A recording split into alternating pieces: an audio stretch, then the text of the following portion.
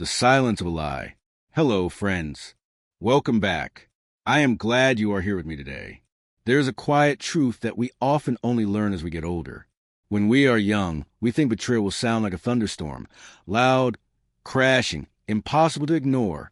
We think it will involve screaming matches and slamming doors. But those of us who have lived a little longer, who have weathered a few seasons of life, we know differently. We know that the deepest cracks in a foundation often happen in total silence. They happen when you are looking the other way. They happen in the pauses between words. Have you ever looked at the person you love and realized, with a sinking feeling in your gut, that the person looking back at you is a stranger? It is a heavy feeling. It sits in your chest like a stone. Today's story is about that feeling. It is about a man named Jackson, and the moment he realized that the silence in his marriage was screaming the truth he didn't want to hear. Let's begin. I stood barefoot in the center of our living room. The hardwood floor was cold beneath my feet, a sharp contrast to the humid heat radiating off the city outside. Through the large bay window, the city lights of Dallas blinked in the distance, indifferent and rhythmic. It was 2 a.m. The house was quiet. Too quiet. It was the kind of silence that feels heavy, the kind that presses against your ears. I held my phone to my ear, listening to the dial tone, then the click of the connection. "Where are you?" I asked into the receiver. My voice sounded strange in my own ears, calm, steady, but detached. Like I was reading a line from a script I hadn't written. There was a silence on the other end. A beat too long. A hesitation that a younger man might have missed, but I felt it like a physical touch. "What do you mean, babe?" Laura's voice came through the speaker. It had that syrupy smoothness she used when she was bluffing. It was a tone she thought I couldn't read, even after 7 years of marriage. It was the voice she used when she bought an expensive purse and hid the receipt, or when she forgot to pay a bill. "I'm on a girls' trip. I told you this." "No, you didn't." I said it simply. I didn't raise my voice. I didn't need to. The facts were the facts. "You were gone before I woke up this morning." I continued, watching a single car drive down our empty street. "No note, no call. You missed your mother's birthday dinner tonight. Laura, we sat there for 2 hours waiting for you. And now you're telling me you're what? Sipping cocktails with the girls like nothing happened?" She sighed, a long, exaggerated sound that crackled through the phone line. "Jackson, don't be dramatic. I needed a break. It's been a rough few weeks." I closed my eyes. A rough few weeks. For who? I asked calmly, always calmly. Anger is a young man's game. At my age, I know that anger just clouds a vision. I needed to see clearly. You've had spa appointments and 2 wine tastings in the last 10 days. I've had 14-hour shifts at the firm and broken sleep trying to keep this house running. Which one of us needed the break again? I could hear the hesitation in her breath. I could almost see her, standing somewhere far away, phone pressed to her ear, eyes darting around to see if anyone was watching her. When she finally spoke, her voice came sharp like a cornered animal. "Maybe I needed a break from you. Ever think about that?" I let the words hang in the air. They were meant to hurt. They were meant to make me defensive, to make me apologize, to make me chase her. It was a tactic. It was control. I looked at the silver frame on the mantel. Our anniversary photo. We looked happy then. Or maybe we just looked young. "Where are you, Laura?" I asked again. "Why does it matter?" She snapped. That answer right there. That was the moment the stone in my chest became a mountain. It wasn't just avoidance. If she were innocent, she would have said a location. She would have said a hotel name. She would have said, "I'm at the Hyatt with the girls, calm down." But she didn't. She deflected. "I'm asking," I said, my voice lowering, becoming more intimate with the truth, "because your sister called me in tears this morning. She thought you had gotten in an accident. She hasn't heard from you in 2 days. She was about to call the police." "Oh my God," Laura muttered. "This is insane." "I'm fine. I'm with Danielle and Brittany. We're just laying low. We turned our phones off to detox. You're overreacting. You are not with them." Silence again. Just a low hum of distance between us. The hum of a lie stretching thin. I pressed on. "I called Danielle an hour ago. She is in Austin with her fiancé." I checked Brittany's social media. She has been posting photos from her apartment all weekend, baking sourdough bread. You want to try again? The line stayed quiet for a long time. It wasn't a peaceful quiet. It was the silence of a structure collapsing. I waited. I had nowhere to go. I was standing in the home we built, surrounded by the life we made, realizing that perhaps I was the only one actually living in it. Then she laughed. It was a short, brittle sound. It lacked all warmth. "Wow," she said. "You really went full investigator, didn't you?" "No," I said evenly. Just a husband. Just a husband trying to understand why his wife is lying to his face. "You are twisting everything," she snapped, her voice rising in pitch. "You always do this when you feel like you're losing control. You start accusing, analyzing every word like I'm some case file at your work. Maybe I didn't tell you the truth, because I knew you would blow it out of proportion. I knew you wouldn't let me go. Then tell me now," I said. I stepped slowly toward the fireplace. The embers were cold. "Tell me where you are. Tell me who you are with. Give me the names. Let me hear them." The silence on the other end thickened. It felt suffocating. "You aren't going to do this," she said, her voice low now, almost threatening. "You aren't going to interrogate me like I'm on trial. I am not interrogating you, Laura. I am asking for the truth. Do you remember what that sounds like?" That hit her. I heard the sharp intake of breath. "Jackson, you are being cruel." "Cruel," I repeated. A sad smile touched my lips, though there was no one there to see it. "No, Laura. Cruel is disappearing and pretending it is nothing. Cruel is letting your husband worry that you might be dead in a ditch while you are off hiding something. Cruel is making me question my own sanity. I am not hiding anything." She shouted. Then came the crack in her tone. The facade was slipping. I needed space. Space as a return time," I said softly. "Not silence." I let the pause stretch. I wanted her to feel the weight of it. I wanted her to feel the distance she had created, not in miles, but in trust. "I will ask you once more," I said. "Where are you?" She didn't answer. She didn't offer an excuse. She didn't offer an apology. Instead, I heard the click, then the hum of the dial tone. She hung up. No goodbye. No explanation. Just a cold, hollow tone of disconnection. I lowered the phone from my ear and looked at the screen. The call had lasted 4 minutes. For minutes to dismantle 7 years. I didn't call her back. I didn't throw the phone. I didn't scream into the empty room. I just stood there, barefoot in the cold living room, and felt the shift in the air. The storm had arrived, and I knew, with the heavy certainty of a man who has lived long enough to know the signs, that this was only the beginning. Tomorrow, I would not be a husband waiting for his wife. Tomorrow, I would be a man looking for the truth. The next morning, the sun didn't rise so much as it bled into the sky. It was a pale, watery light that offered no warmth, only visibility. There is something sobering about the early morning hours after a sleepless night. When we are young, sleepless nights are for parties or studying or new love.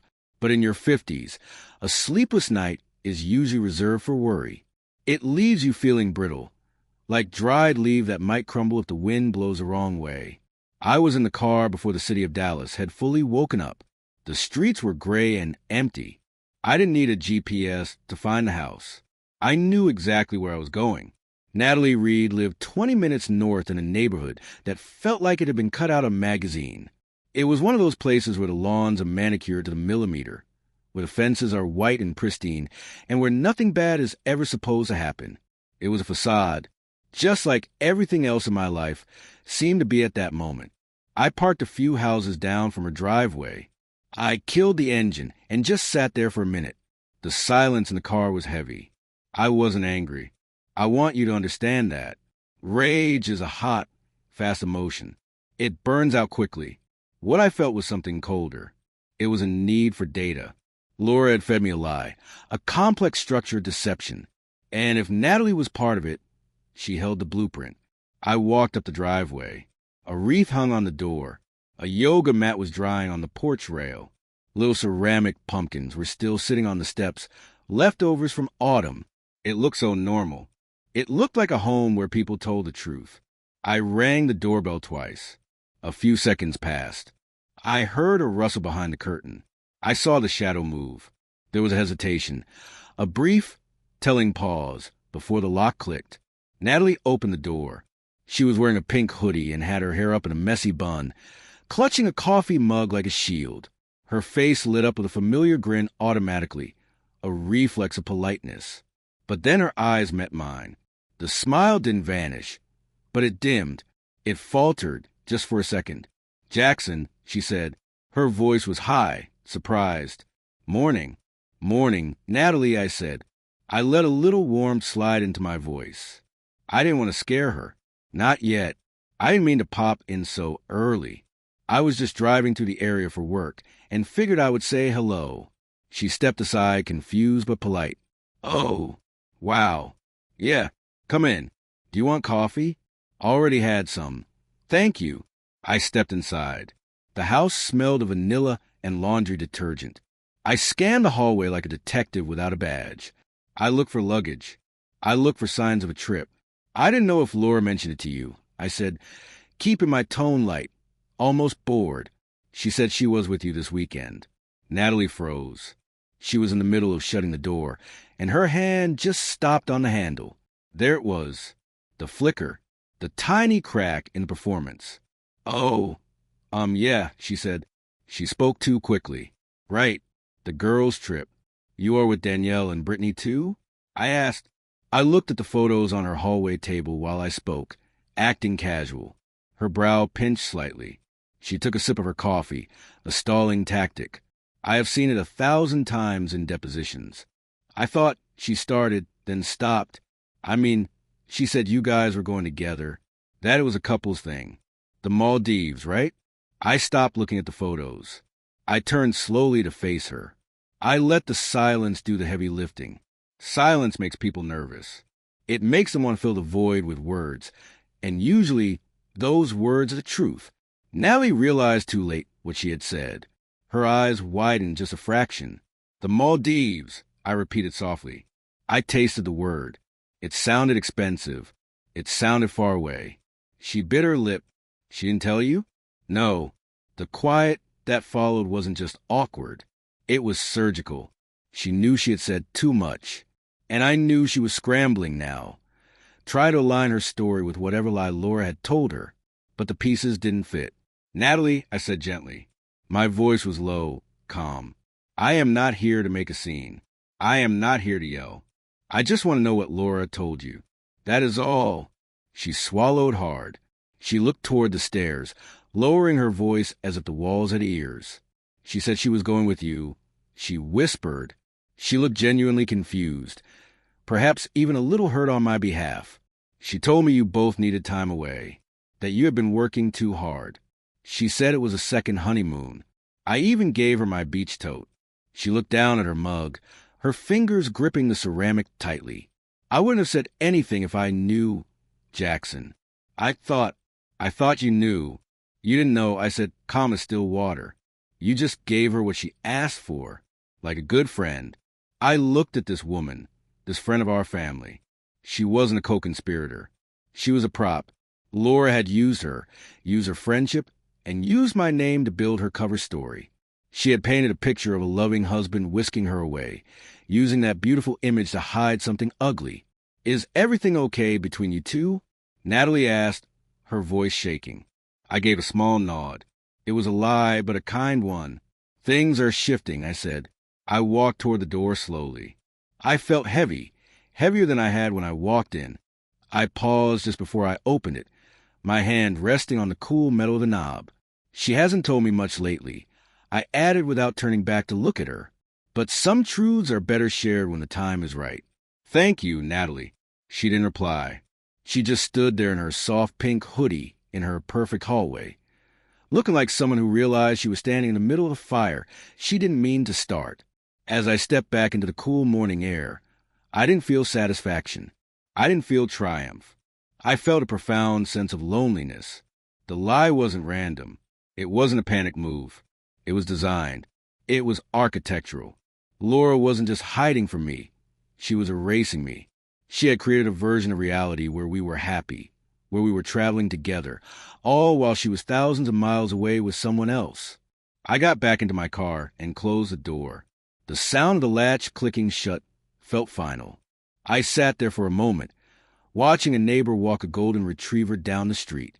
Life was going on. People were walking dogs. People were drinking coffee. And meanwhile, my entire world was quietly dissolving. I started the engine. I had the location now. The Maldives. It was a start. But knowing the where is the easy part. It is the who and the why that haunt you. I wasn't going home to sleep. I was going home to dig. Because once you pull a single thread in a sweater, you don't stop until the whole thing unravels. And I was just getting started. Back home, the house felt different. It was no longer a sanctuary. It was a waiting room. I drew the curtains tight against the afternoon sun, plunging the living room into shadow. I sat on the couch, the leather cool against my back, and opened my laptop. The screen bathed my face in a cold, blue light. It is a lonely light, isn't it? The glow of a screen when you are the only one awake, or the only one who knows the truth. The rest of the world felt like it had receded, becoming nothing more than a hum behind the glass. I opened Instagram. I didn't want to see her face. God knows I didn't want to see her face. But I knew Laura. I knew her better than she knew herself. Laura couldn't help herself. She was addicted to aesthetics. She was addicted to admiration, to that unspoken currency of likes and hearts. Even when she claimed she was unplugging, even when she was supposedly on a detox, there was always a footprint, a breadcrumb left for the world to find. Her profile loaded in seconds. It was a curated museum of a life that didn't exist. Sun-drenched photos, artsy cocktails, selfies with windswept hair, and captions about finding peace. If you didn't know her, if you were just a stranger scrolling by, you would think she was glowing with happiness. You would think she was free. But I knew better. I looked at those photos and I saw the desperate need to be seen. I scrolled slowly. I ignored the smile she wore in every frame. Smiles can be faked. Instead, I focused on the details, the angles, the shadows, the background elements. That is where the truth lives. The truth is always in the corner of the frame, in the part they forgot to crop out. One post snagged my attention. It was new, posted just yesterday. It was a picture of her lounging by a pool. She was wearing a large, woven sun hat, the one she supposedly borrowed from Natalie, but I knew she had bought it new. The caption read, "Chasing sunsets, not worries." She had tagged the location, Azure Resorts. I clicked the tag, Luxury Resort, Maldives. There it was, the confirmation. I stared at the picture for a long time. I wasn't looking at her skin or her swimsuit. I was looking at the sky behind her. I was looking at the way the palm tree shadows fell across the deck. I was looking at the specific design of the blue pool tiles. I switched tabs. I typed the resort's hashtag into the search bar. Now, I wasn't looking at Laura. I was looking at strangers. I was sifting through hundreds of photos from other guests, honeymooners from London, families from Tokyo, influencers from LA. These people had no idea they were helping a man in Dallas quietly reconstruct a betrayal. My screen turned into a mosaic of tropical vacations, cocktails, towel-folded swans, beachfront views. I scanned them all. I matched timestamps. I checked the weather conditions in their photos against Laura's. I zoomed in on pool reflections. I looked at the grout lines in the tiles. I looked at the angles of the umbrellas. It sounds obsessive, I know, but when your reality has been shattered, you will do anything to find a piece that still fits. You need order. You need logic. Somewhere in the blur of images, I found it. A post from a random couple, posted just 3 hours after Laura's. They were standing near the same pool. The angle was different, but the background was identical. A distinctive chipped tile near the edge confirmed it. They were there. They were there on the same day. I kept scrolling. My eyes were burning, but I couldn't blink. Then, another photo made me sit forward. It was posted by a man I didn't know. In the background of his selfie, slightly out of focus, was a woman sitting on a lounge chair. She was wearing a large, woven sun hat. I zoomed in until the pixels blurred. It was her hat. It was her posture. But she wasn't alone. There was an arm on the chair next to her. A man's arm, tan, a silver watch glinting in the sun. I couldn't see his face. He had been cropped out of the frame by the stranger taking the selfie. But he was there. I clicked the stranger's profile. Private, but their bio mentioned Dallas. The puzzle was tightening. The world is small, my friends. Much smaller than we think. I started cross-referencing names. I clicked on mutual friends. I backtracked through likes. I searched every inch of Laura's digital circle until the lines blurred together. Hours passed. I didn't eat. I didn't speak. The only sound in the room was the tap, tap, tap of my keys and the occasional creak of the air conditioner kicking on. The sun went down and the room grew dark, save for the blue glow of the screen. By midnight, my shoulders ached. My eyes stung. But I couldn't stop. It was like digging for a body I already knew was buried. I just needed to find where the earth was soft. At 2:13 a.m., I sat back, exhausted. The laptop screen dimmed. Still nothing conclusive. No face. No name. Just hints. Whispers. For the first time in 2 days, doubt crept in. What if I was seeing shadows? What if this obsession was blinding me? What if that arm belonged to a stranger she was just chatting with? I rubbed my temples. I was ready to close the laptop. I was ready to give up for the night. And that's when it happened. A notification pinged. A new post in the hashtag feed. Someone had just tagged the Azure Resort. I clicked without thinking. There he was. He wasn't in a suit. He wasn't posing for a magazine. Just a man. Wet hair. Drink in hand. Standing on the exact same pool deck from Laura's photo. Name, Bryce Danner. Location, Dallas. And there, barely visible in the corner of the frame, was a reflection in the sliding glass door behind him. A woman's outline. Turning away, but unmistakable. My blood cooled. It didn't boil. It just went cold. I clicked his profile. I was already pulling the thread that would unravel everything. Bryce Danner. The name sat in my mind like a fingerprint I hadn't realized was already there. I had never met him. Not officially, but the algorithm thought we should have. His profile had popped up in my suggested friends list once or twice over the last year, likely through mutual tags. Maybe a casual party photo from someone in Laura's circle. Now I knew why.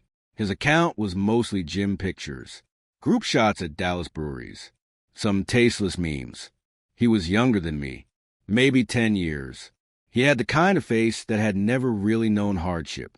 Mixed in with the gym selfies were travel posts, beaches, sunsets, all tagged hashtag wanted with Bryce like he thought he was running a brand. I clicked on a recent one, posted 3 hours ago. He was standing shirtless on a balcony. The angle looked familiar. The palm trees were identical to Laura's. I scrolled back further. I dug into his tag photos. I went back months. That's when I found it, buried in the clutter of a summer barbecue album. A group photo from 2 months ago. It was a backyard party. Bryce was holding a beer, laughing. Standing just behind him, slightly off-center, was Laura. I paused. She wasn't smiling for the camera. She wasn't posing. She looked mid-laugh, caught off guard. Her hand was resting on his shoulder. It was casual. Familiar. Too familiar. The account that posted the photo belonged to a woman named Kira. Her caption read, "Friends giving it our all. Shout out to Bryce and Laura for bringing the wine and the drama," followed by a wine glass emoji and a smirking face. My heart didn't race. It slowed down to a heavy, rhythmic thud. I wasn't paranoid. I wasn't reading too deep. This wasn't just a beach fling in the Maldives. This had roots. This had history. They had been in the same room, at the same parties, laughing at the same jokes, while I was at work. I needed to know where Bryce lived. I flipped back through Kira's old posts. I looked for clues. Finally, a photo from last spring. Balloons on a front porch.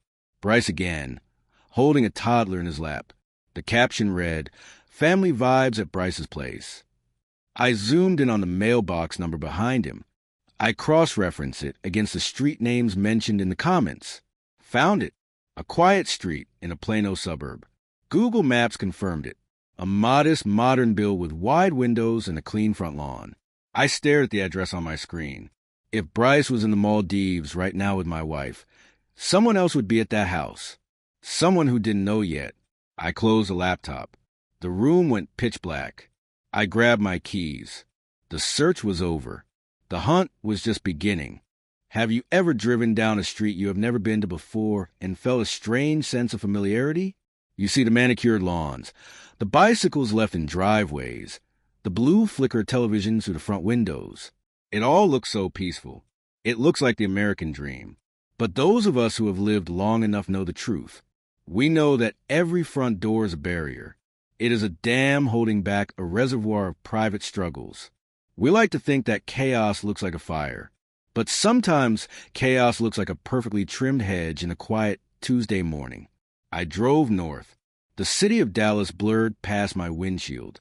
The concrete highways stretched out like gray ribbons, tangling and untangling. Each stoplight felt like a beat in the rhythm of something shifting inside me. I wasn't speeding. I wasn't gripping the steering wheel until my knuckles turned white. I was driving with the calm precision of a man who has nowhere else to be. I wasn't out for revenge. Not yet. Revenge is messy. Revenge is loud. This was about confirmation. This was about closure. It was one last check before the storm broke open. I needed to see the life Bryce left behind while he was wandering with my wife. I pulled into the subdivision in Plano. It was quiet, the kind of quiet that cost money. The houses were new brick and stone, standing tall and proud. I found the address easily. It matched the Google Maps image perfectly, except for one detail. In the photo on my screen, the driveway was empty now. There was a minivan parked there, a practical car, a family car. I parked 3 houses down, just like I had at Natalie's. I killed the engine and let the car idle for a moment, listening to the tick-tick-tick of the cooling motor. I checked my reflection in the rear-view mirror. I looked tired, yes, but I looked composed. I adjusted my jacket. I smoothed my hair. I stepped out of the car and walked up the sidewalk. I didn't run up the steps. I approached the door with the casual gait of someone making a service call. A neighbor might see me and think nothing of it. Just a man doing a job. And, in a way, I rang the doorbell. Inside, a dog barked. A muffled voice shushed it. Then, the sound of a lock turning. The door opened. A woman stood there. She was younger than Laura, maybe early 30s. She was pretty, but in a tired way. She wore no makeup, and her hair was pulled back in a loose ponytail. She was holding a toddler on her hip, a little boy with sticky fingers and wide, curious eyes. She looked at me with a polite, questioning smile. "Hi," she said. "Can I help you?" I took a breath. This was the moment. This was the point of no return. "Hi," I said. I offered a polite, apologetic smile. "I am sorry to bother you. I am with Travis Heating and Air." It was a lie I had come up with in the car. Simple, boring, invisible. I continued, keeping my voice professional. We had a system maintenance appointment tentatively scheduled for Bryce this week. I know he is usually the contact person, but I haven't been able to reach him to confirm. I just wanted to stop by and make sure someone would be home. So we didn't waste a trip. Her brow furrowed. She shifted the weight of the toddler to her other hip. "Oh," she said. "That's strange." He didn't mention anything about the AC. She paused, thinking. Then she sighed, a small sound of exhaustion. "Bryce is out of town," she said. "He is on a business trip. He left on Thursday." My heart stopped for a second, then started again, slow and heavy. Bingo! Thursday. The same day Laura left. The same day the girls' trip began. I nodded slowly, acting as if I was processing a schedule change. "Got it," I said. "Okay, that explains why he hasn't answered. He is terrible at checking his personal email when he is traveling," she added, almost apologetically. She was defending him. She was making excuses for him to a stranger, protecting his image, while he was halfway across the world betraying her. It was painful to watch. I saw Laura in her. I saw myself in her. We were the ones left standing in the doorways, holding the fort, making the excuses.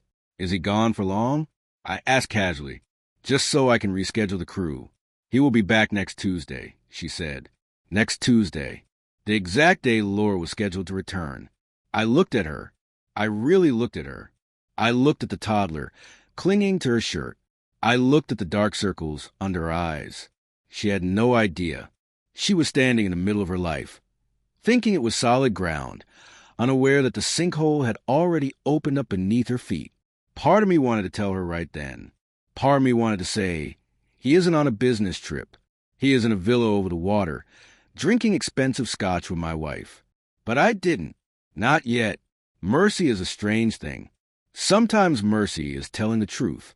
But sometimes mercy is waiting until you have the proof, so they don't have to spend a single second wondering if they are crazy. I knew what it felt like to be gaslight. I wouldn't do that to her. When I told her, I would hand her the weapon she needed to cut him loose. Okay, I said. Thanks for letting me know. I will make a note of it. Sorry to disturb your morning. No problem, she said. She smiled again. A genuine, tired smile. She stepped back to close the door. The toddler waved at me. A clumsy, innocent little hand flapping in the air. Bye-bye, the boy mumbled. I felt a lump form in my throat. Bye-bye, I whispered. The door clicked shut. As I walked back to my car, the silence of the neighborhood felt different. It wasn't peaceful anymore. It was heavy. It was loaded. I sat in the driver's seat and gripped the wheel. I didn't feel the fury I expected. I didn't feel the urge to scream. I felt a cold, validating stillness. It wasn't just a suspicion anymore. It was a fact. They were together. They were playing house in paradise while we were here, in the real world, paying the bills and raising the children and keeping the lights on. I looked at the house one last time. I memorized the number. I memorized the minivan. Then I pulled out my phone. I didn't call Laura. I didn't call the lawyer. I opened a travel app. I had never been an impulsive man. I planned for retirement. I checked the oil in my car every 3,000 miles. I was the guy who read the terms and conditions. But grief does strange things to a man. It rewires you. It strips away the caution tape. I typed in the destination. Maldives. There was a flight leaving Dallas in 4 hours. It was expensive. It was ridiculous. It was something the old Jackson would never have done. But the old Jackson was gone. He had evaporated the moment his wife hung up the phone on him. I booked the ticket. One way. I wasn't going there to fight. I wasn't going there to beg. I was going there to bear witness. The Maldives greeted people with promises of romance and renewal. It was about to greet me with something else entirely. I started the car. The engine hummed to life, steady and reliable.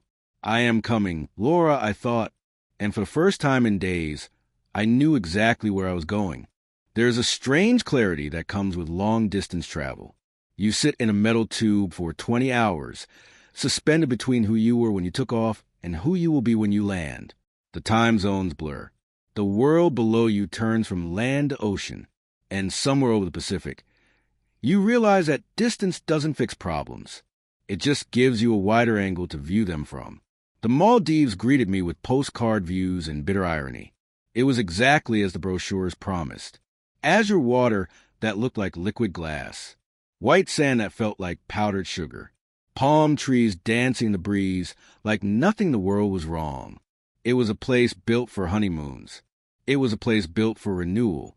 It was a place built for promises. It was not a place built for unraveling lies. I checked into a smaller resort about a mile down the coast from where Laura and Bryce were staying. I didn't want the luxury. I didn't want the overwater villa with the glass floor. I just wanted a room with a clean balcony and a line of sight. My room was simple. It smelled of sea salt and linen. I unpacked my bag. I didn't bring swim trunks. I didn't bring a book to read on the beach. I brought a laptop, a notepad, and a camera with a long-range lens I had borrowed from my brother years ago for birdwatching. I wasn't a photographer. I was a man who paid attention. And right now, I needed images that didn't lie. The next morning, I dressed like a ghost. Sunglasses, a nondescript t-shirt, a cheap straw hat I picked up at the airport gift shop. I looked like every other middle-aged tourist trying to avoid a sunburn. I walked down the beach. The sand was warm between my toes. The ocean lapped at the shore, a gentle, rhythmic shushing sound. Hush, it seemed to say. Hush. I walked until the blue tiles of the Azure Resort came into view. I found a spot behind a row of thick palm trees, near the edge of their private beach path. I sat down on a public lounge chair, pulled the brim of my hat down, and waited. Patience is a skill we learn as we age. Young men rush. They want answers now. They want action now. But older men know that the truth always reveals itself if you just sit still long enough. They came out just before noon. First, I heard the laugh. It rang across the water like wind chimes. It was soft. It was light. It was familiar. I had heard that laugh at dinner parties. I had heard that laugh at Christmas mornings. But hearing it here, in this place, directed at another man, it sounded like a betrayal all on its own. Then I saw her. Laura. She wore that same woven sun hat. She looked radiant. I hate to say it, but she did. She looked younger. The tension that she always carried in her shoulders back in Dallas, the tension about bills, about aging, about keeping up appearances, it was gone. She looked weightless. Bryce followed a few steps behind her. He had his shirt open. His sunglasses were perched on his nose with an arrogant tilt, like he owned the view, like he had earned this. She turned and touched his chest. It was a casual gesture, a muscle memory. She did it like she had done it 100 times before. My hand stayed still. I rested the camera on my knee. I didn't shake. I breathed in. I breathed out. Wait, I told myself. Let it unfold. She leaned into him. He whispered something in her ear. She threw her head back and smiled at the sky. Then he kissed her shoulder. I lifted the camera. Slow. Steady. I framed the shot. Click. The shutter was silent, but I felt it in my chest. They took a selfie together. She kissed his cheek. He wrapped an arm around her waist, pulling her flush against him. It was a pose of possession. Click. Click. Each photo felt like a pin being pushed into a map, drawing lines between suspicion and certainty, drawing lines between the past and the future. They walked to the edge of the water. They dipped their toes in. They were in their own world, a bubble, a fantasy. At one point, she turned to him, stood on her tiptoes, and pulled him down for a kiss. It wasn't a peck. It was deep. It was passionate. It was the kind of kiss you see in movies, the kind that makes you believe in love. Click. I zoomed in. I framed it tight. I captured every dishonest pixel. I lowered the camera and looked at her with my own eyes one last time. She looked so free. That was the part that hurt the most. Not the sex, not the lying. It was the freedom. She looked so unlike the woman who once asked me if I liked blueberry pancakes or banana better, asking it with such serious concern, as if that small choice was a brick in the foundation of our life. I realized then that she hadn't just left me for a week. She had left me a long time ago. This woman on the beach? I didn't know her, and she certainly didn't know me. By the time the sun began to shift, casting long, orange shadows across the sand, I had over 40 frames stored on the memory card. Each one was sharper than the last. Each one was a nail in the coffin of my marriage. That evening, back in my room, the air conditioning hummed a low, cold note. I transferred the best shots to my laptop. The screen was bright in the dim room. I selected 4. Laura laughing in his arms. Laura kissing him by the water. Bryce holding her hand as they walked. And one artistic shot. Her sun hat tossed on the sand behind them, abandoned while they walked away toward the villas. I opened my email. Recipient, divorce attorney. Subject, documentation/attachments to file. Message, let's begin the process. These should suffice to establish the timeline and the infidelity.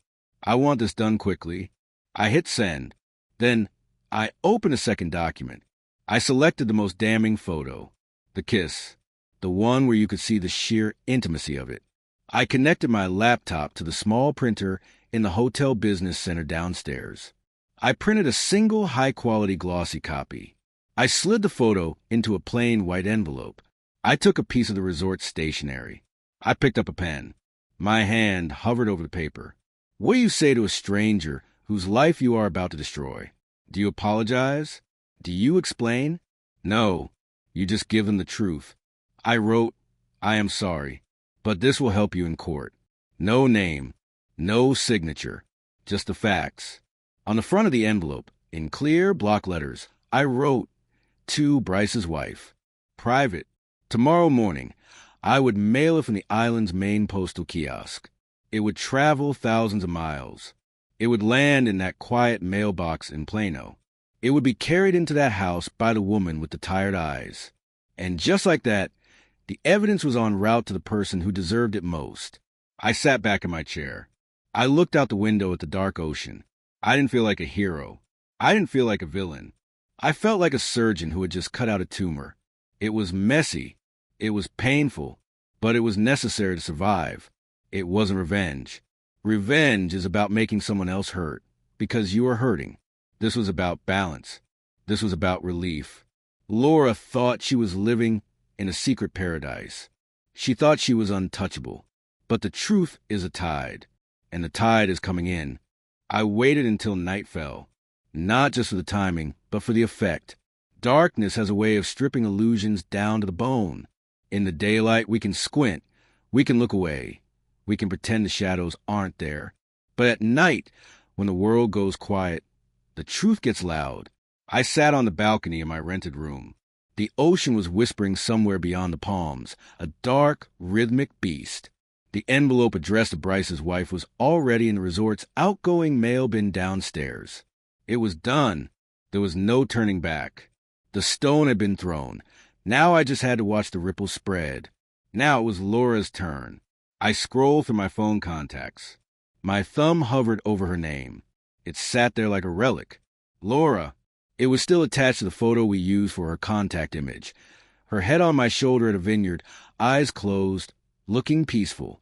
That version of us was gone. That version of us had been dead for a long time. I just hadn't attended the funeral yet. I tapped call. It rang twice. She picked up on the third ring. Her voice was bright, cheery, breathless. Hey, babe, she said. She stretched the word out, singing it slightly. You finally decided to stop ghosting me, huh? I didn't respond right away. The pause was intentional. I wanted her to hear the silence. I wanted her to feel the distance between Dallas and the Maldives, not in miles, but in reality. Then I spoke. Softly. How is the girls' trip going? Silence. Even the waves seemed to pause. I imagine her sitting on that resort balcony. I imagine her holding a drink, maybe looking at Bryce, her body going still as the air pressure in the conversation dropped. Oh, it's been good, she said. She spoke too quickly. The speed of a liar trying to outrun the truth. You know, relaxing, shopping, spa stuff. Brittany got a little sunburned yesterday, but she's okay. I closed my eyes. The detail about the sunburn. It was such a specific, unnecessary lie. It was decoration. I cut in. I let the warmth drain from my voice until there was nothing left but flat, hard ground. I am just making sure you and Bryce are enjoying the sea. Her inhale was sharp. It was a physical sound, like a piece of fabric ripping. I could practically hear her lungs folding in on themselves. What did you say? I didn't repeat it. I didn't need to. Once you say a name like that, it hangs in the air forever. Instead, I let the silence between us stretch like a wire pulled taut. I let her sit in it. I let her realize that the game was not just over. The board had been flipped. She scrambled. Jackson, I don't know what you think you know, but this is crazy. You are being paranoid again. Who told you that name? Still calm. That was the key. Am I being paranoid? I asked. You sound upset. Laura, look, I will come home early. Okay? Let's talk face to face. There is nothing going on. You are imagining things. That word, nothing. It had lost all meaning. It was a word she used to fill holes. She had dug herself. I am not upset, Laura, I said evenly. Upset is an emotional reaction. Upset is for people who are confused. I am not confused. I am just awake. She didn't answer. The silence on her end was heavy now. Terrified. So, I pressed this a little more. You lied to your friends. You lied to your sister. You lied to me. And right now, standing on that balcony, you are lying to yourself. Her voice cracked then. The mask shattered. This doesn't have to go bad, she pleaded. We can talk. We can work through things. I will be on the next flight. Take your time, I said. I stood up and walked slowly toward the sliding glass door. No need to rush. Just don't bother packing anything. She gasped. A small, wet sound. What does that mean? But I had already said what needed to be said. I will see you when you land. Then I ended the call. No explosion. No shouting match. Just silence. Because sometimes silence is the sharpest blade you can use. It cuts cleaner than any insult. Inside the room, I placed my phone down on the nightstand. I poured myself a glass of water. My hands were steady.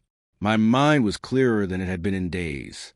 Somewhere on that island, a mile away, she was spiraling. She was panicking. And for the first time in our marriage, I wasn't the one trying to hold the center. I wasn't the one trying to fix it. I was the one watching it burn. Laura's panic came in waves throughout the night. Digital, desperate, relentless. By the time the sun rose, painting the ocean in streaks of pink and gold, my phone had erupted. 23 missed calls, 37 texts, a string of voice notes that started out angry, turned to pleading and ended in trembling sobs. Jackson, please. It's not what you think. I made a mistake. Okay, I will explain everything. Where are you? Please talk to me. I'm scared. I didn't answer any of them. I didn't even listen to the voice notes. I wasn't angry anymore. That hot, corrosive emotion had burned off somewhere over the ocean, leaving behind something focused, almost surgical. I knew she would be on a plane by morning. Her instinct would be to run back to Dallas, to try and fix the narrative before it collapsed completely. But it was too late for that. The moment she lied about the girls' trip, her story had written itself. I shut the phone off and slipped it into my pocket. I had one last stop before I flew home. Bryce.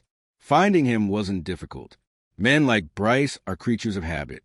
They are disciplined in their vanity. I knew from his Instagram that he was a runner. Every morning, he posted his stats. Every morning, he ran the perimeter path of whatever resort he was staying at.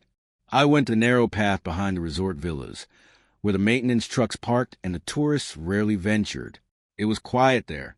The tropical air was thick with salt and humidity. I waited against a palm tree. I crossed my arms. I didn't plan to make a scene. I wasn't there to scream. I just wanted him to see me. I wanted him to understand that the fantasy was over. Footsteps approached. Rhythmic, confident. Then he appeared. Earbuds in. Sweat glistening on his forehead. He looked healthy. He looked strong.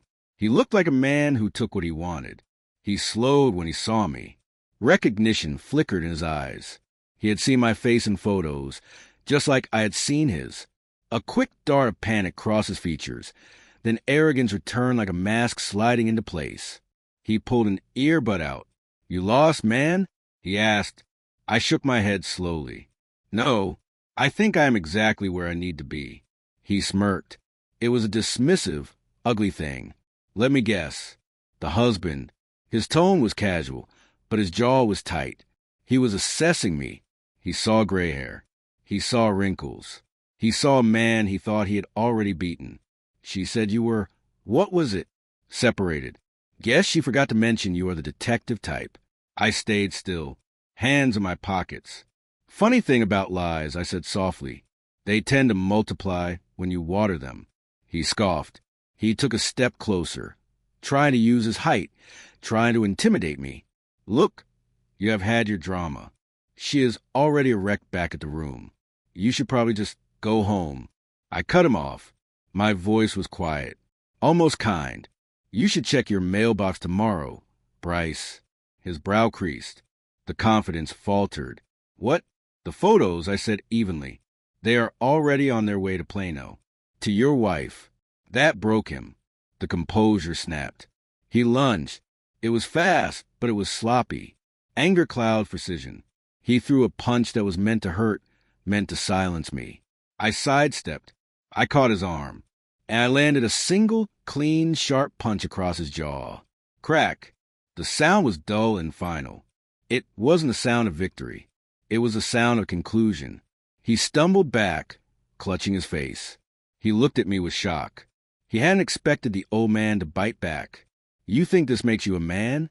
He spat, his voice muffled through the pain. "No," I said. I adjusted my jacket. "It makes me finished." He laughed bitterly, spitting blood onto the sand. "She's gonna crawl back to you, you know. You know they always do. She's weak." "Maybe," I said, turning away. "But when she does, the door will already be locked." I left him there, breathing hard, pride shattered, jaw swelling beneath the beautiful Maldivian sun. As I walked back down the narrow path, I passed a couple of resort staff members. They didn't look twice. I was just another tourist heading for breakfast.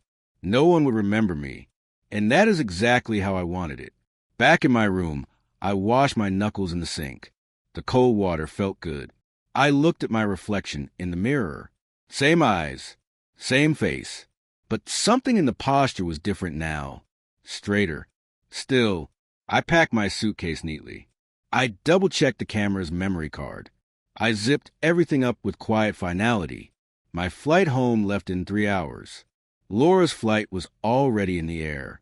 By the time her plane touched down in Dallas, she would find a husband who no longer needed to shout, question, or beg.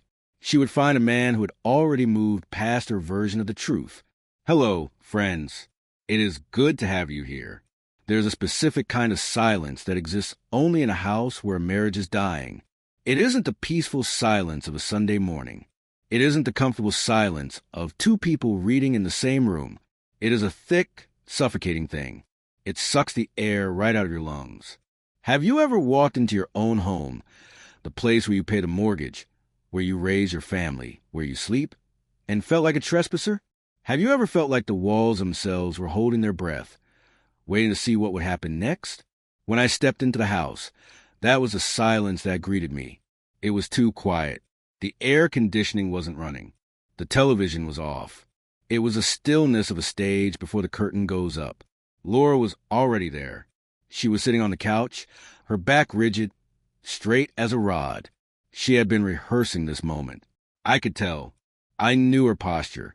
I knew the way she held her chin when she was trying to project strength she didn't feel. In her hands, she held a steaming mug of tea. I could smell it from the entryway. Chamomile. Sweet floral, calming.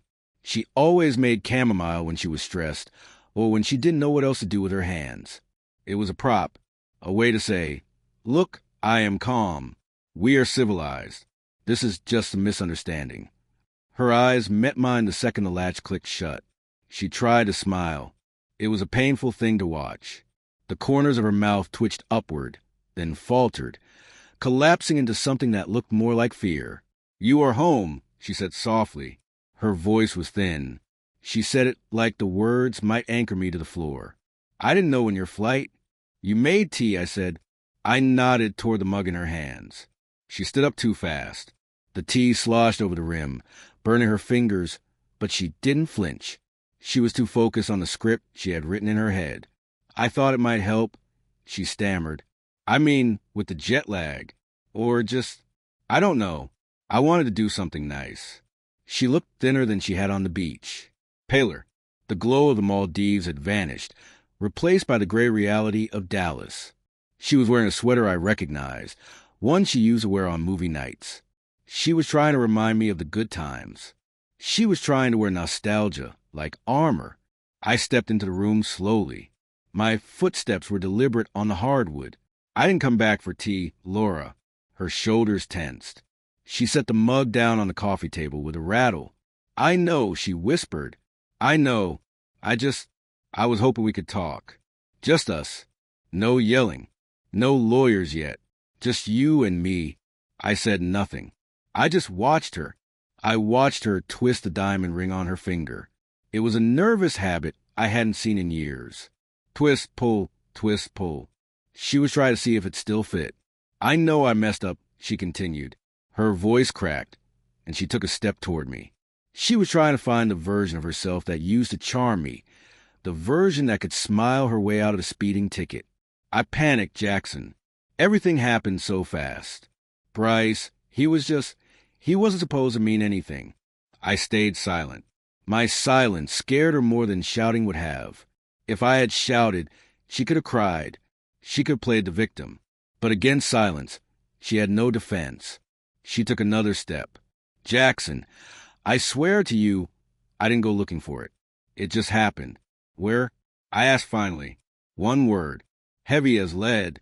She blinked. What? Where exactly did it happen? I asked.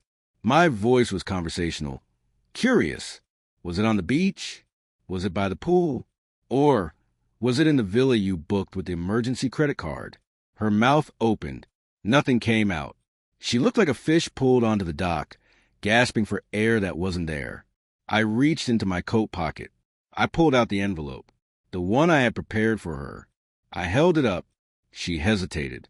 She looked at the white paper like it was a loaded gun. Then, with trembling fingers, she took it. She opened the flap.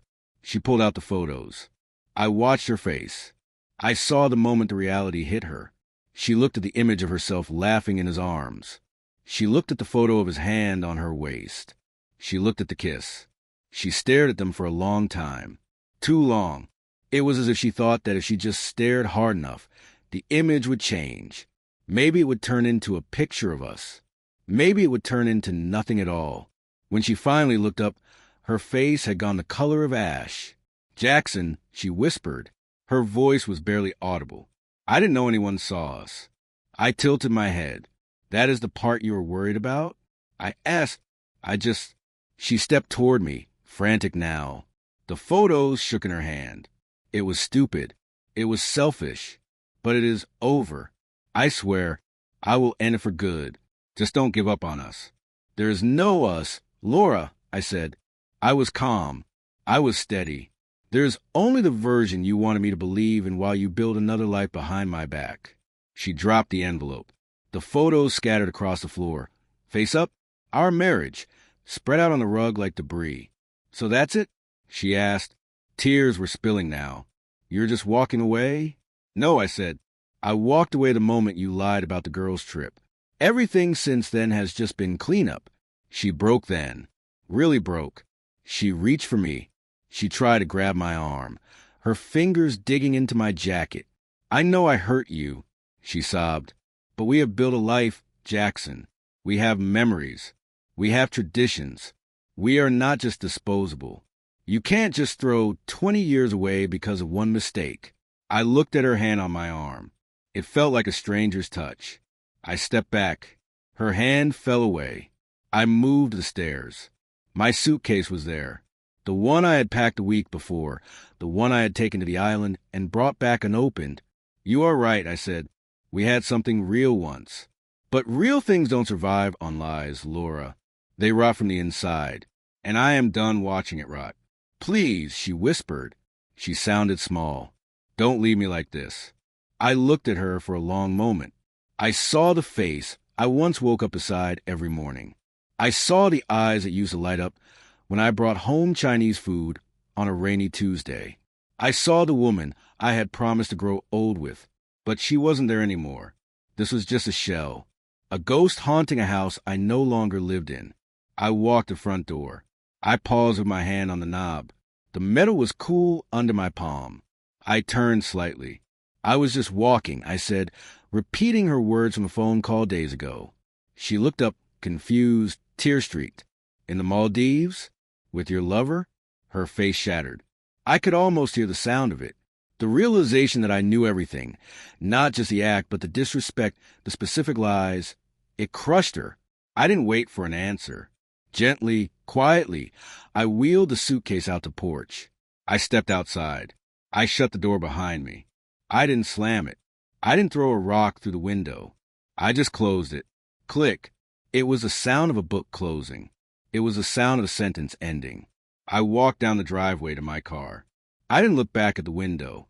I knew she was watching. I knew she was crying. But those tears were for her, not for us. Some endings arrived loud. Fights, sirens, broken glass. Ours arrived on a regular afternoon, with a cup of tea and a closed door. I started the car. And as I drove away, leaving the house and the light behind me, I realized something strange. I wasn't afraid of the empty road ahead. For the first time in a long time, the silence in the car didn't feel heavy. It felt like peace. Hello again.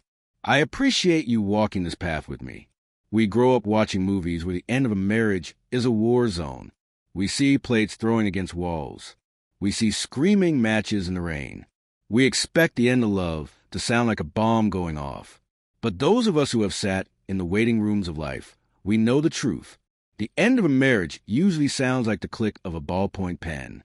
It smells like stale coffee and photocopy toner. It is terrifyingly ordinary. Some endings arrive loud.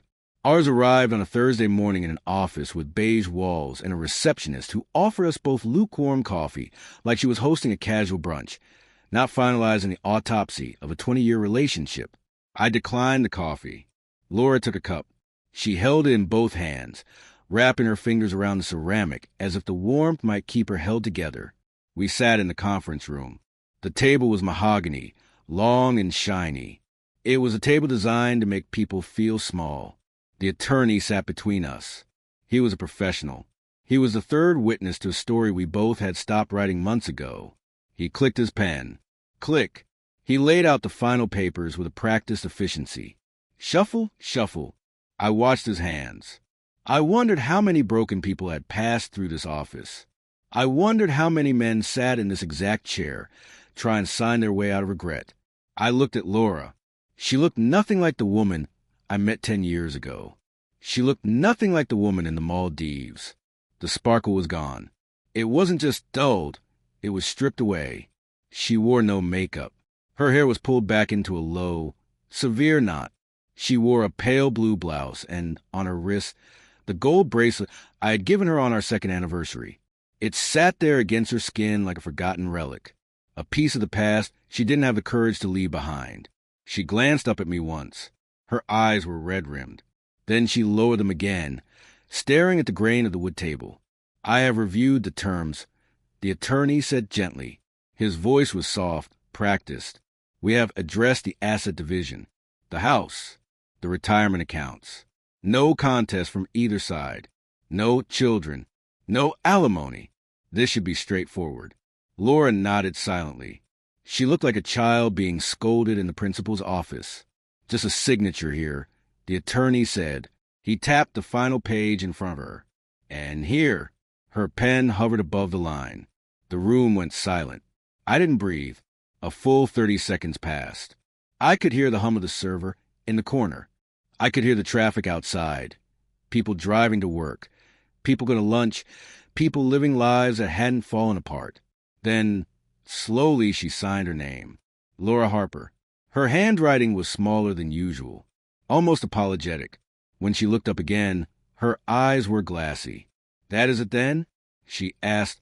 Her voice was barely a whisper. Yes, I said. The attorney offered a quiet, professional smile. He began stacking the documents, organizing the debris of our life into neat little piles. You are free to go, he said. I will send confirmation once the filing is processed. But neither of us moved. Laura just sat there, her fingers fidgeting against the edge of the paper. She looked lost. She looked like she was waiting for someone to tell her what to do next. Then she spoke. I thought I would feel relieved. She whispered. She wasn't looking at me. She was looking at the air. But I don't. I feel like I lost something I will never be able to explain. I stayed still. I let her speak. I thought about telling you a different story. She continued, her voice trembling. I thought about telling you that it was a moment of weakness, that it didn't mean anything, that I was drunk or lonely, but none of it would have changed the truth, would it? No, I said. It wouldn't. Her lips tightened.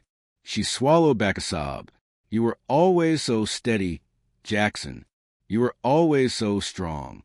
I hated that about you sometimes. I wanted chaos. I wanted heat. She blinked rapidly, a tear escaping and tracking down her cheek. But now, she whispered, now I just miss the quiet. I stood up. The chair scraped against the floor, a harsh sound in the quiet room. I reached for the folder I had brought with me. I pulled one last envelope from inside. It wasn't a legal document. It wasn't a bill.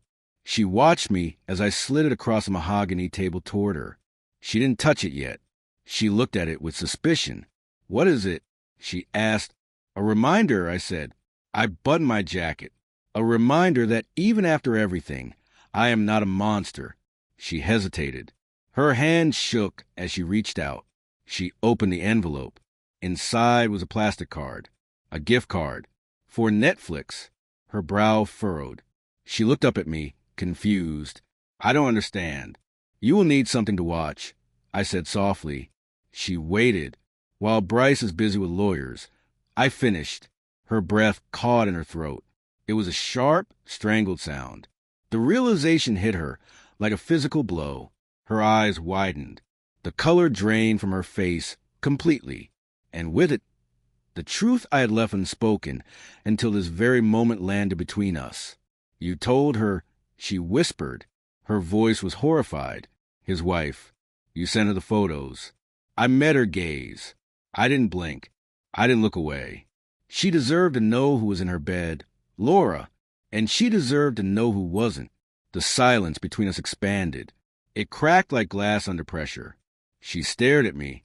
For the first time, she saw the full extent of the consequences. She realized that her escape hadn't just destroyed our home. It had destroyed another home, blocks away in Plano. It had destroyed a family with a toddler and a minivan and a tired mother. I turned to leave. I had nothing else to say, but I paused at the door. I looked back one last time. "One question, Laura," I said. My voice was calm. It was cold. She looked up, tears streaming freely now. "How does it feel?" I asked. "How does it feel to destroy someone else's family just to escape your own?" She didn't answer. She couldn't. Her mouth opened, but whatever excuse she reached dissolved before it left her throat. She slumped in the chair, small and defeated. These weren't the tears of a victim anymore. These were the tears of someone who finally understood the weight of what they had done. She wasn't crying because she lost me. She was crying because she finally saw herself. I gave her a small nod. It wasn't a nod of affection. It wasn't forgiveness. It was simply acknowledgement. Then I walked out. No slamming doors. No dramatic exits. Just the sound of my shoes clicking against the tile of the hallway, carrying me away from the ashes of a life I refused to beg for. I walked out into the sunlight. The parking lot was bright. The world was loud. I took a deep breath. The air tasted different. It tasted like ownership. I got into my car. I put the key in the ignition. The rear-view mirror was empty, and for the first time in 20 years, so was the passenger seat. I put the car in drive. I didn't know exactly where I was going next, but I knew I wasn't going back there, and that was enough. Welcome back. There's a specific fear that comes after a divorce, especially when you are in your 50s. You worry that you will become a pariah. You worry that your friends will choose sides. You worry that you will be the sad divorced guy in the corner of the room, holding a warm beer, making everyone else uncomfortable with your silence. But sometimes life surprises you. Sometimes, when you cut off the dead weight, you don't sink. You float. Saturday arrived with a bright sun and just enough breeze to keep the Texas heat honest. I stood in David's backyard. I held a cold drink in my hand, feeling the condensation drip down my thumb. The smell of grilled ribs rose into the air. It was a thick, smoky scent. It smelled like summer. It smelled like forgiveness. Laughter bubbled up from the patio. Half the group had already formed a circle around the cornhole set. They were arguing playfully about who was cheating and who was just terrible at the game. I watched them. I hadn't seen most of these people in weeks. Not since before. Before the lies. Before the island. Before everything quiet in my life cracked like cheap porcelain. But here I was, still standing. Still me. David walked up and clapped me on the back. It was a heavy, solid pat. The kind men give each other when they don't have the words to say, "I love you," or "I was worried about you." "Man, you look good," David said. He took a sip of his beer. Less like a guy who just signed divorce papers, and more like someone who dodged a grenade. I chuckled. It felt easy in my chest. Sometimes a grenade throws itself. "David," I said, He laughed hard at that, a real belly laugh. Then he wandered off toward the grill to check the fire. I sipped my drink. I let my eyes drift over the people around me. These were faces I trusted. Friends who didn't ask questions unless you handed them the answers. And then I saw her. Natalie. She was standing near the cooler. Laura's old friend. The one who had opened her door to me that morning. The one who had looked me dead in the eye and confirmed what I needed to know without ever saying the ugly word affair. She wore jeans and a soft white t-shirt. Her sunglasses were pushed up on her head, holding back loose strands of hair. There was something easy about the way she moved. She looked comfortable in her skin. She looked like a woman who didn't need to perform for anyone. She caught my gaze across the yard. She didn't look away. She didn't give me that pitying look, the poor Jackson look. She just smiled. It was a small, knowing smile. She made her way toward me. She walked with her hands tucked into her pockets, casual, like she hadn't quite decided what she was going to say yet. Well, she said, coming to a stop beside me. You survived. I looked at her. I really looked at her. Not just survived, I replied. I took a sip of my drink. Upgraded, I said. Fewer lies. More brisket. She laughed. It was a genuine sound. Really? She asked, her eyes dancing. Upgraded? I nodded. God, she said, shaking her head. I miss this version of you. What version is that? The one that bites back, she said. We stood there in a quiet moment. The sound of the party, the cornhole bags thumping against the wood, the music, the chatter, faded slightly into the background. Something passed between us. It wasn't flirtation. Not exactly. It was too grounded for that. It was understanding. It was a look two people share when they have both seen the wreckage and lived to tell the tale. I raised my drink slightly. A mock salute. You kept your word, Natalie, I said. My voice was serious now. That morning at your house. You didn't warn her. You didn't tip her off. You let me find the truth. She looked down at her shoes for a second, then back up at me. She used me too, Jackson. She lied to me so she could lie to you. I don't cover for people who treat friendship like a convenience. I nodded. I appreciated that more than she knew. Integrity is a rare currency these days. I owe you for that, I said. She tilted her head. She looked amused. Yeah, how do you pay off a secret these days? Is there a going rate? I smiled. Dinner, I said. She raised an eyebrow. Dinner? Dinner, I repeated. One where we don't talk about exes. One where we don't talk about betrayal. One where we don't talk about legal documents or alimony or who got the coffee maker. She grinned. And what do we talk about? I paused. I pretended to think about it. Dessert, mostly. She laughed again. I do love dessert. The moment stretched. It wasn't heavy. It was warm. It felt like standing in the sun after a long, cold winter. Then someone called her name from across the yard. Natalie, we need a fourth for teams. She gave me a little nod. I will be back for that second drink, she said, and we can discuss the dessert menu. She walked away. I watched her go. I didn't watch her the way I used to watch Laura, with anxiety, wondering what she was thinking, wondering if I was enough. I watched her with curiosity. For the first time in a long time, the weight on my chest didn't feel like a life sentence. It felt like space. It felt like room. Room for something else. Room for something real. By the time the sun dipped low behind David's giant oak tree, the grill had quieted down. The laughter had settled into a gentler rhythm. Full bellies. Soft music. The clinking of ice in glasses. I found myself at the edge of the yard, leaning against the fence. I watched the fireflies start to blink in the twilight. David called everyone in with a loud clap. He was holding up a bottle of cheap champagne. All right, people, he shouted. Before we break into the pie, I want to make a toast. We gathered around. Natalie stepped up beside me again. She stood close, just enough for our arms to brush. A casual, electric contact. To Jackson, David said, pointing the bottle at me. I shook my head, smiling, because David continued, his voice dropping a register, becoming sincere. because he handled the kind of betrayal that would have turned most men into walking disasters. And he did it without losing his mind. He did it without losing his dignity. And he did it without losing his wicked sense of timing. There were laughs, a few claps. Natalie nudged my arm with her elbow.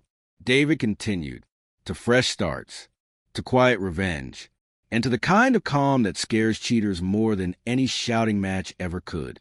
More laughs, louder now. I raised my glass. To not settling, I said. My voice carried over the yard. To not settling for lies dressed up as love. That one got a few whistles. We drank. The champagne was cheap and too sweet, but it tasted like victory. And just like that, the old story was done. No one asked about Laura. No one brought up court dates. No one asked me how I was coping. The photos were just pixels now. The papers were just ink. The truth? That belonged to me. Quietly. Fully. Later. As the crowd thinned and the playlist faded into soft acoustic chords, Natalie sat down beside me on the porch steps. So, she said, she looked out at the dark yard. How does it feel? I took a breath. The night air was cool. Like I finally stopped holding my breath. I said. She nodded. You deserve that, Jackson. I looked at her. I studied her face in the twilight. There were no promises there. No pressure. Just a woman who had once been caught in someone else's lie. Now quietly rewriting her own truth. I think I am ready, I said. It was almost a whisper. To myself more than to her. For what? She asked. To let something real find me. When it is ready. She smiled. Soft and sincere. Maybe it already has. I didn't reply. I just leaned back, closed my eyes for a second, and listened to the crickets. There was no thunderclap. There was no cinematic kiss. Just a slow, steady heartbeat of peace. For the first time in a long time, I wasn't chasing answers. I wasn't fighting ghosts. I wasn't clinging to a version of myself that someone else wanted me to be. I was here. I was alive. And I was finally free. Hello, friends. We have reached the end of the road. Or perhaps we have just reached the beginning of a new one. Time has a way of smoothing out the rough edges of a memory. It has been 6 months since I walked out of that lawyer's office. It has been 6 months since I stood on that porch with Natalie and watched the fireflies. Dallas is shifting into autumn now. The air is getting crisp. The leaves on the oak tree in my front yard are turning that deep, burnt orange color that I love. My house is quiet, but it is a good quiet. It isn't the silence of secrets anymore. It isn't the silence of waiting for the other shoe to drop. It is the silence of peace. It is the sound of a coffee maker brewing in the morning. It is the sound of a page turning in a book. It is the sound of a life that finally belongs to me. I see Natalie on weekends. We take it slow. That is the beauty of finding someone later in life. There is no rush. We don't need to get married tomorrow. We don't need to prove anything to the world. We just enjoy the time. Last Friday, she came over for dinner. I made pasta. She brought the wine. We sat on the back patio for hours, just talking. We didn't talk about Laura. We didn't talk about Bryce. Those names feel like they belong to a different lifetime now. We talked about books. We talked about places we want to visit. We talked about the strange, beautiful freedom of starting over when you thought the best parts of your life were already behind you. I looked at her across the table. The candlelight flickered on her face. She looked happy, and I realized that I was happy too. It wasn't the fiery, desperate happiness of youth. It was something sturdier. It was like the oak tree in the yard. It had deep roots. It could weather a storm. I heard through the grapevine that Bryce and his wife are divorced. I heard Laura is living in an apartment downtown. I wish them no ill will. I truly don't. Anger is a heavy brick to carry in your pocket, and I decided to set it down a long time ago. They are on their own journey, and I am on mine. There is a lesson here, I think, one that took me 50 years to learn. We spend so much of our lives afraid of the truth. We are afraid that if we pull the loose thread, the whole sweater will unravel. We are afraid that if we look too closely at our marriages, our jobs, our friendships, we might see cracks we can't fix. So we look away. We accept the lies. We accept the girls' trips. That don't add up. We accept the distance. We accept the loneliness because we are terrified of being alone. But I am here to tell you that the truth is not the enemy. The truth is the surgeon. It hurts when it cuts, yes. It leaves a scar, but it cuts out the infection. It heals you. If I had made that phone call, if I hadn't driven to Natalie's house, if I hadn't flown to the Maldives, I would still be sitting in that cold living room. I would still be wondering if I was crazy. I would still be married to a stranger. Instead, I am here. I am eating pasta on a Friday night with a woman who looks at me and sees me. Not a paycheck, not a safety net, just me. I have reclaimed my dignity. I have reclaimed my peace. And that, my friends, is worth every single painful moment it took to get here. If you are going through a storm right now, if you are sitting in the dark wondering how you will survive the betrayal, I want you to know something. You will. You will survive the silence. You will survive the empty house. You will survive the lawyer's office. And one day, you will walk out into the sunlight, and the air will taste different.